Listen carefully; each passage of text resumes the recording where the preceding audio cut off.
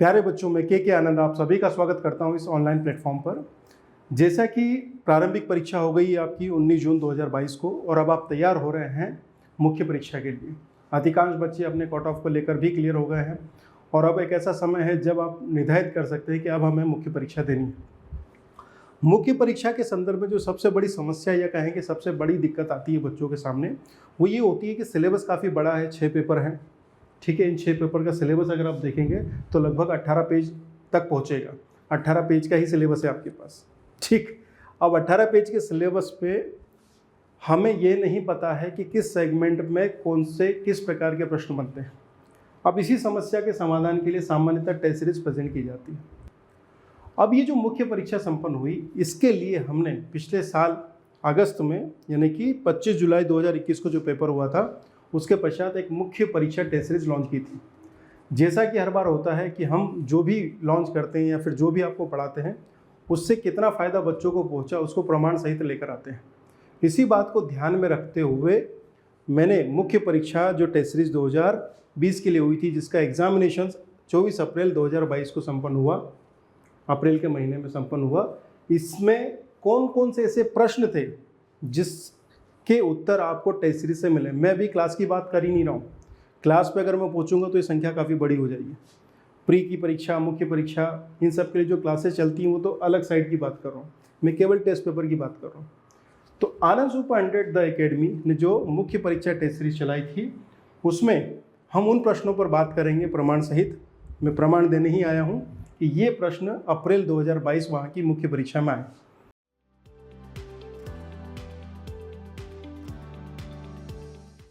इसकी जो शुरुआत है वो हम लोग हिंदी के पेपर से करने वाले हैं। सामान्य हिंदी व्याकरण के प्रश्न पत्र पेपर नंबर 5 पे। तो मुख्य परीक्षा 2020 का ये जो 5वां प्रश्न पत्र है इस पर बात करेंगे।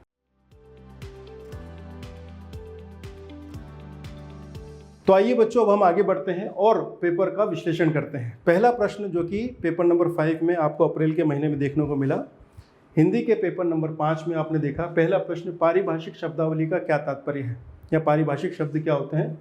इस प्रश्न को अगर देखना है तो हमें जाना है पेपर नंबर 103 में।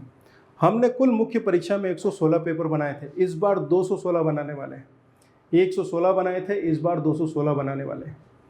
पेपर नंबर 103 में क्वेश्चन नंबर अगर आप देखेंगे एस पे लिखा हुआ है पारिभाषिक शब्द को परिभाषित कीजिए या पारिभाषिक शब्दावली को परिभाषित कीजिए। इसका उत्तर भी हमने दिया, हमने प्रश्न बनाए और उसके मॉडल आंसर्स भी दिए आपको रिटर्न में। ठीक है, जितने भी प्रश्न बनाए लगभग 3000 प्रश्न बनाए और 3000 प्रश्नों के आंसर भी दिए गए। इन्हीं प्रश्नों की बात कर रहा हूँ मैं। पारिभाषिक शब्द को परिभाषित कीजिए, ये प्रश्न एज इट इज़ मिला आपको। अगला प्रश्न 1.2 पे उपमा अलंकार किसे कहते हैं। बहुत सिंपल सा प्रश्न है परंतु क्या ये टेस्ट पेपर में था, उत्तर है हाँ। आप देखिए पेपर नंबर 87।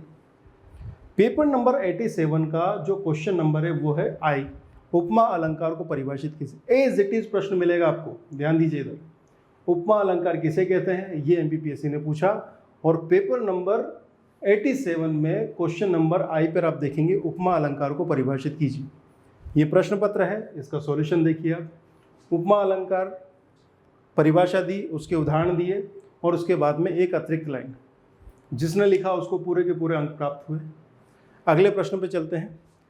एमपीपीएससी के मुख्य परीक्षा के पेपर नंबर 5 में 1.4 नंबर का प्रश्न, शब्द अलंकार का तात्पर्य क्या है, ये प्रश्न पूछा गया एमपीपीएससी के पेपर नंबर 5 में।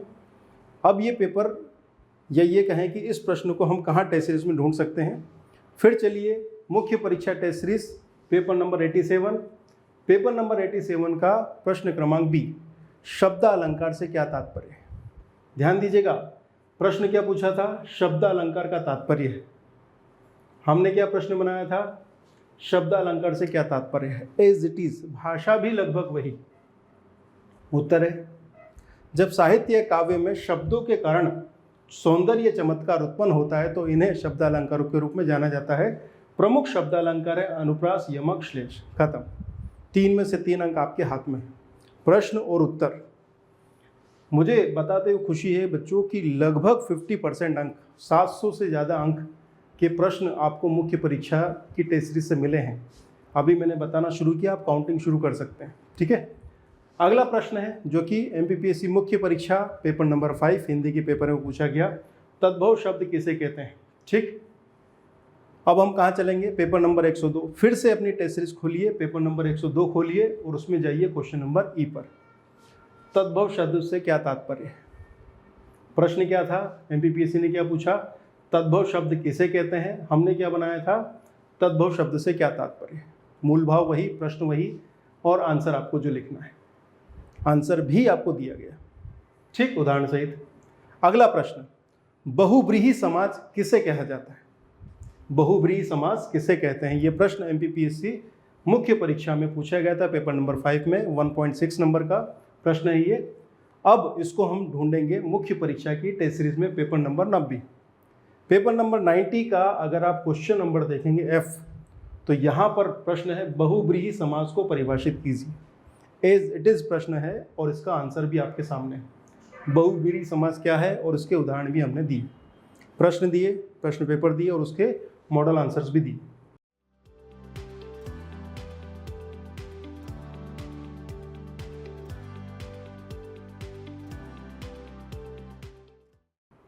अगला प्रश्न, स्वर संधि को परिभाषित कीजिए। एमपीपीएससी मुख्य परीक्षा paper number 5 question number 1.7 test series में चलेंगे, पेपर नंबर 89। ठीक, और पेपर नंबर 89 में क्वेश्चन नंबर बी, स्वर संधि को परिभाषित कीजिए। ध्यान दीजिएगा, प्रश्न देखिए जरा, स्वर संधि को स्पष्ट कीजिए।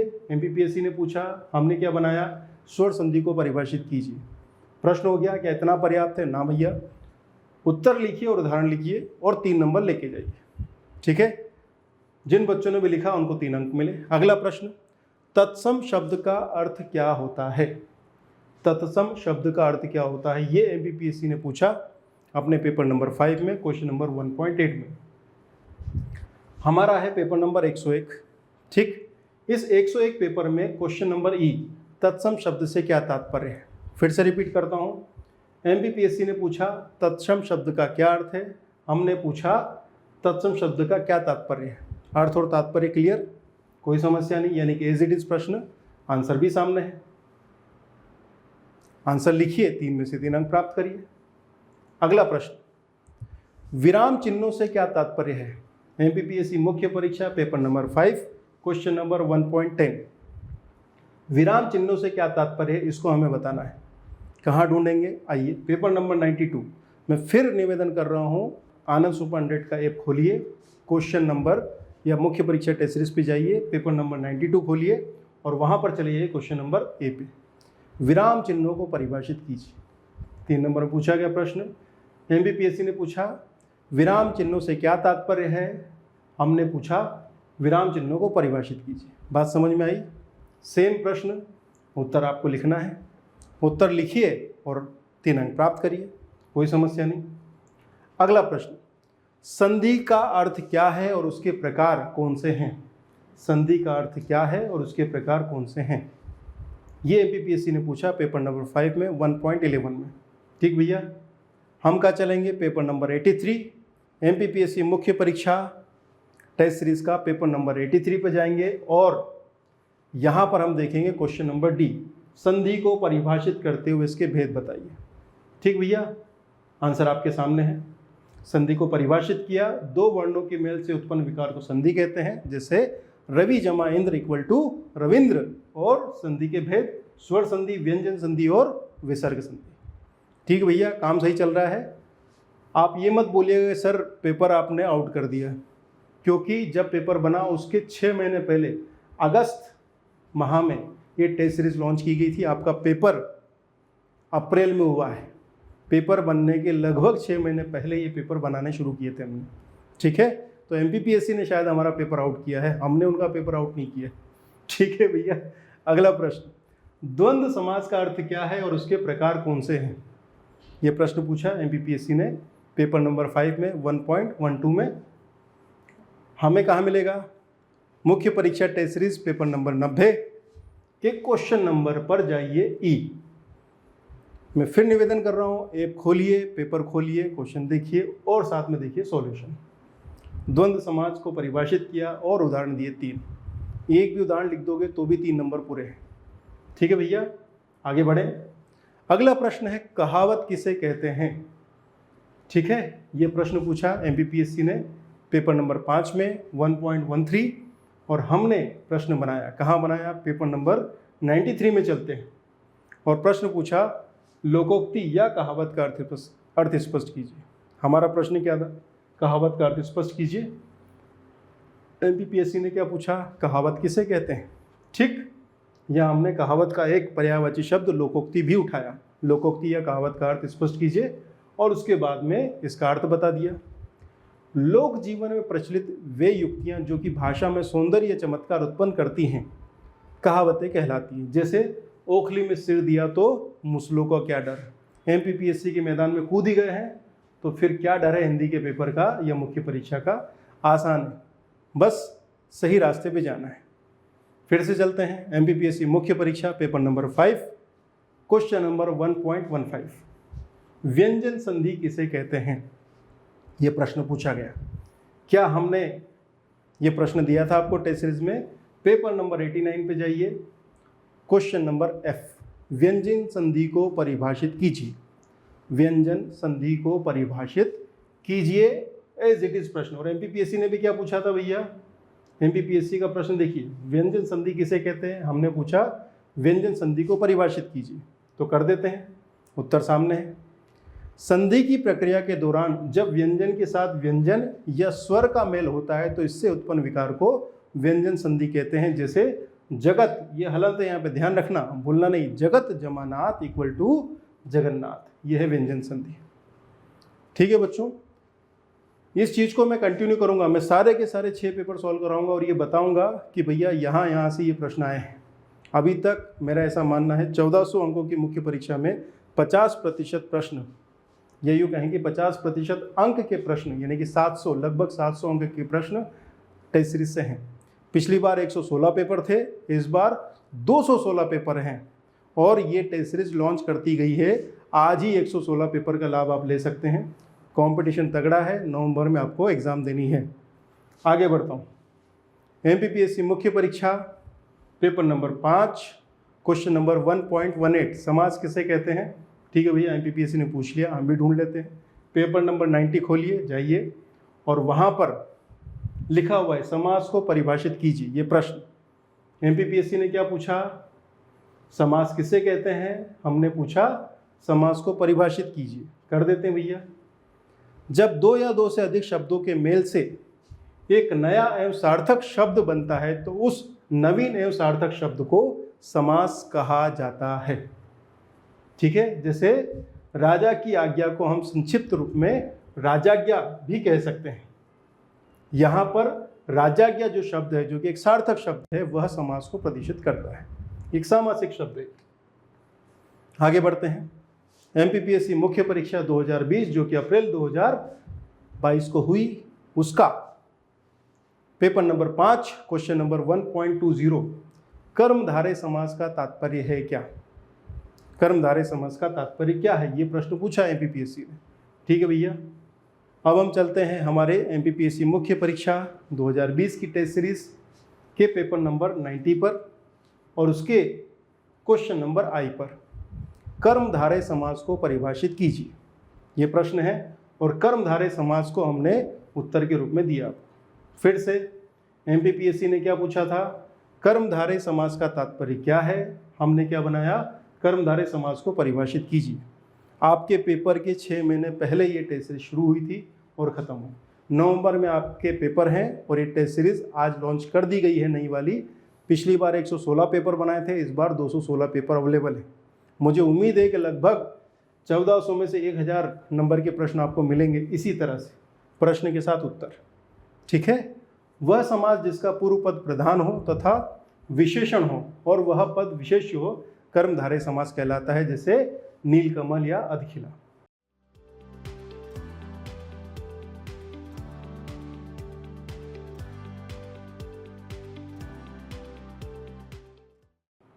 आगे बढ़ते हैं, प्रश्न क्रमांक 1.21 एमपीपीएससी मुख्य परीक्षा 2020 जो कि अप्रैल 2022 को संपन्न हुई, इसके पेपर नंबर 5 यानी कि हिंदी के पेपर का क्वेश्चन नंबर 1.21 रूपक अलंकार का क्या तात्पर्य है। अब ये प्रश्न जो आया तो इससे संबंधित मिलता जुलता एक प्रश्न है हमारे पास हमारी टेस्ट सीरीज पेपर नंबर 88 में क्वेश्चन नंबर जे पे रूपक अलंकार को परिभाषित कीजिए। कर दिया भैया, उत्तर दिया और आंसर दिया, 3 में से 3 अंक लेके जाइए, कोई समस्या नहीं है। अगला प्रश्न एमपीपीएससी मुख्य परीक्षा के पेपर नंबर 5 का 1.23 नंबर का प्रश्न, मुहावरा का तात्पर्य क्या है? मुहावरों से क्या समझते हैं आप? ठीक है भैया, चलिए मुख्य परीक्षा टेस्ट सीरीज में पेपर नंबर 93 और क्वेश्चन आपके सामने, मुहावरा या मुहावरे को परिभाषित कीजिए, एज इट इज प्रश्न और उसके बाद में आंसर। अंधेर नगरी चौपट राजा, टके शेर भाजी टके सार खाजा। आई समझ में आई? बहुत बढ़िया।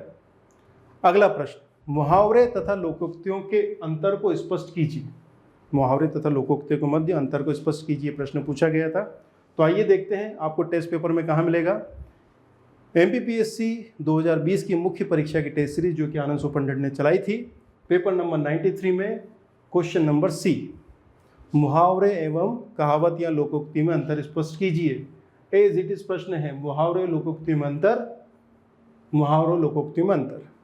ठीक, अंतर बता दिया, 3 अंक में थे, 3 अंतर बता दिए। जैसे मुहावरे वाक्यांश होते हैं जबकि लोकोक्तियाँ पूर्ण वाक्य होती हैं। मुहावरे गद्य में होते हैं जबकि लोकोक्तियाँ या कहावतें गद्य पद्य या दोनों में हो सकती है, अर्थात चंपू शैली में भी हो सकती हैं। मुहावरों का स्वतंत्र अस्तित्व नहीं होता, ठीक है, ये अपने आप में पूर्ण नहीं होते, जबकि कहावत या लोकोक्तियों का अपना स्वतंत्र अस्तित्व होता है भाषा में। ठीक है बच्चों, 3 अंक, 3 लाइन लिखिए, 3 अंक प्राप्त कीजिए। इसके बाद में एक प्रश्न पूछा गया एमपीपीएससी ने कि ध्यान दीजिएगा, एमपीपीएससी 2020 मुख्य परीक्षा जो कि अप्रैल 2022 को हुई, उसमें पेपर नंबर 5 में हिंदी के पेपर में क्वेश्चन नंबर 1.25 मुख्य 8 विराम चिन्हों का उल्लेख कीजिए। ठीक है भैया, अब देखिए ये 3 अंक के लिए प्रश्न था, मैंने कभी इस तरह का प्रश्न नहीं बनाया, परंतु इस तरह जरूर बनाया। पेपर नंबर 92 में जाइएगा तो मैंने अलग अलग विराम चिन्हों को 3-3 अंक के लिए लिया और उदाहरण सहित बताया भी सही। अगर इन 8 चिन्हों को आपकी हिम्मत हो 3 अंक में लिखने की तो आप लिख सकते हैं वहाँ पे, ठीक है। परंतु मैं ये बताना चाहता हूँ कि ये प्रश्न पूछा गया था, जैसे कि 8 विराम चिन्ह पूछे, तो ध्यान दीजिएगा, मैं फिर से बताना चाह रहा हूँ आपको, ध्यान दीजिएगा कि हमारे एमपीपीएससी मुख्य परीक्षा के पेपर नंबर 92 के जो क्वेश्चन नंबर हैं CDEFGHIJ, इनमें इस प्रश्न का जो कि एमपीपीएससी ने पूछा था उसका उत्तर समाहित है। हालांकि मैं सजेस्ट नहीं करूंगा कि आप लोग इतना बड़ा उत्तर 3 अंक में लिखें। पूर्ण विराम चिन्ह के प्रयोग को स्पष्ट कीजिए। प्रश्नवाचक विराम चिन्ह, विस्मय सूचक विराम चिन्ह, समासूचक विराम चिन्ह, विवरण चिन्ह, हंस पद, और इधर आ जाते हैं तो अर्ध विराम चिन्ह और अल्प विराम चिन्ह। आपको कुछ भी नहीं करना था, बस अल्प विराम, अर्ध विराम, पूर्ण विराम, विस्मय बोधक चिन्ह आदि का उल्लेख कर देना था। ये 12 शब्द लिखने थे, ये डिटेल नहीं लिखनी थी। ये डिटेल तो हमने, क्योंकि अगले पेपर में आप जाएंगे तो इन सिंगल पर भी आपको 3 अंक के प्रश्न मिल सकते हैं। यानी कि अगर आपसे पूछे कि भैया समासूचक या योजक विराम चिन्ह क्या होता है तो उसका प्रयोग बताइए, उसके उदाहरण दीजिए। अगर आपसे पूछे कि विवरण चिन्ह का प्रयोग स्पष्ट कीजिए तो विवरण चिन्ह का प्रयोग स्पष्ट करना है, उसका चिन्ह लगाना है और उदाहरण देना है, तो आपको 3 अंक मिलेंगे। ठीक है बच्चों, तो इस तरह से हमने शुरुआत की है मुख्य परीक्षा टेस्ट सीरीज को खंगालने की। अब मैं 2-3 जानकारी दे देता हूँ आपको। नंबर 1, मुख्य परीक्षा आपके लिए 4 महीने है। पिछली बार जिन बच्चों ने भी मुख्य परीक्षा टेस्ट सीरीज ली थी, मैंने उनको डिस्कशन नहीं कराया था।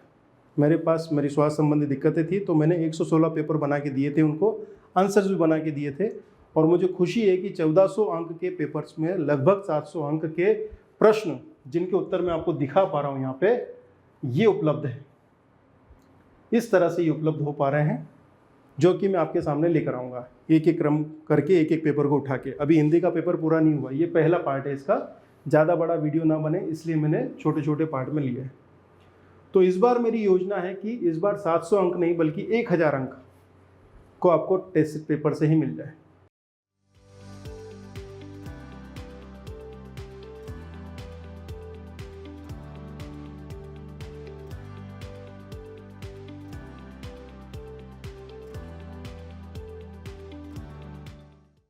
और इस बार जो मुख्य परीक्षा की जो प्रिपरेशन है, हमारी जो क्लासेस है, उसमें मैंने ये किया है कि पूरे के पूरे 6 पेपर के महत्वपूर्ण एरियाज़ को, या यूँ कहें कि सारे के सारे 6 पेपर को प्रश्नोत्तर शैली में लेने की कोशिश की।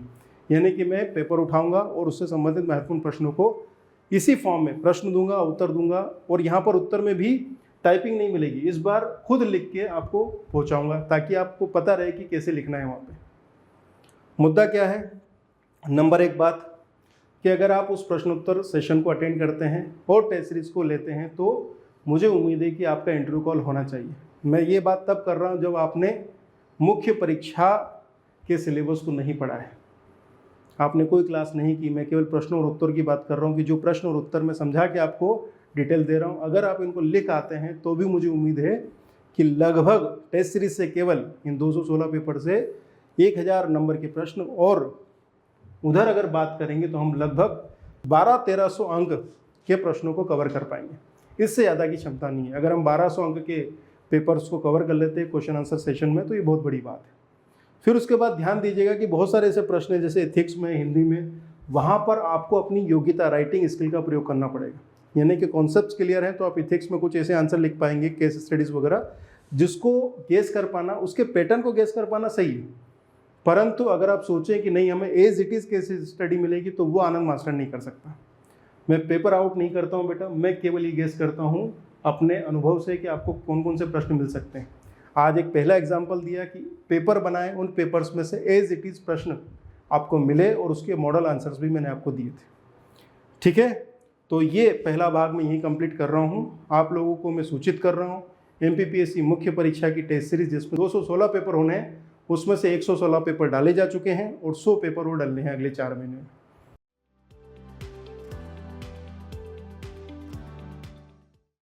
अपार्ट फ्रॉम दैट 1 जुलाई 2023 से मुख्य परीक्षा की क्लासेस जिसके अंतर्गत क्वेश्चन आंसर सेशंस, इसके अलावा लाइव सेशन खासकर पेपर नंबर 4, 5th और 6th के लिए शुरू हो रहे हैं। आप ले सकते हैं उनको। बाकी दिए गए नंबरों पर आप कॉल कर लीजिए, वहाँ पे चर्चा कर लीजिए। सभी को शुभकामनाएं। जो भी बच्चे प्रीलिम्स निकाल रहे हैं उनको शुभकामनाएं। जो बच्चे किसी कारण से रुक गए हैं वो ये सोचें कि नवंबर में आपको मुख्य परीक्षा देनी है, इस हिसाब से तैयारी करें, क्योंकि ताकि जनवरी में प्री एग्ज़ाम निकालने के बाद, प्री एग्ज़ाम हो रही है आपकी जनवरी 2023 में, उसके बाद में मुख्य परीक्षा के लिए आपके पास समय कम हो, तब भी आप लोग बहुत अच्छे तरीके से मुख्य परीक्षा दे सकें। धन्यवाद, थैंक यू। कोई भी सपना साकार करने के लिए सबसे जरूरी है सही कोच का होना। चुनिए आनंद सुपर 100 को और करें अपने MPPSC एंड गवर्नमेंट एग्जाम्स का सपना साकार। Download the app now.